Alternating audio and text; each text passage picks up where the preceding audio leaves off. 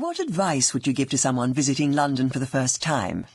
It's often said that London is a city of villages. For example, Hampstead, even Chelsea were all villages in the past. So take some time to get to know the village you're staying in before you start to explore the famous sites. What's the one thing you would say someone visiting London should do or see? Outdoors, walk up Parliament Hill. You get far and away the best view over the city. Indoors, the British Museum. When you see what the people of ancient times were capable of, it makes you feel humble about the achievements of our own age. And what's the best place to have your photo taken? I've always liked the classic view of the Houses of Parliament, either from Westminster Bridge or from the other side of the river. What's your favourite landmark? St Paul's Cathedral. It is so hidden away that when you catch your first sight of it, it's always a thrill. You just turn a corner and suddenly there it is. What's the best place to watch the sunset? Well, the views from the bridges are always spectacular. I imagine the London Eye by Waterloo Bridge would be a good spot, but I'm ashamed to say I've never been on it. And on a summer evening, I like the roof garden of the Trafalgar Hotel just off Trafalgar Square. You can watch the city lights come on as the sun sets.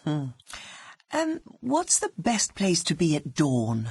In the summer, almost anywhere. I love the city when it's completely deserted in the early morning light. One of my favourite places to be at that time is the all-night bagel shop on Brick Lane. I love queuing on the pavement outside for a salmon and cream cheese bagel in the early morning, because then it means I must have been out all night doing something fun or interesting. But in winter, the best place to be at dawn is in bed. Definitely. What would be a good thing to do on a scorching hot day? Getting a boat on the Serpentine or in Battersea Park is one of my favourite things. And another of my favourite places, the London Aquarium, is somewhere where you can escape from the heat into a world of water and air conditioning.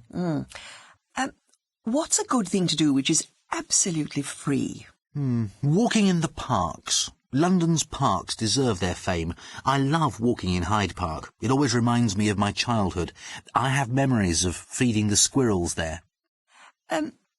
What do you think is the most romantic place in London? In Kensington, Knightsbridge and Chelsea, residential squares have enclosed gardens. They're magical places at any time of day, like secret gardens. But at night you can often hear nightingales singing. They're the only birds that sing at night. It's very romantic.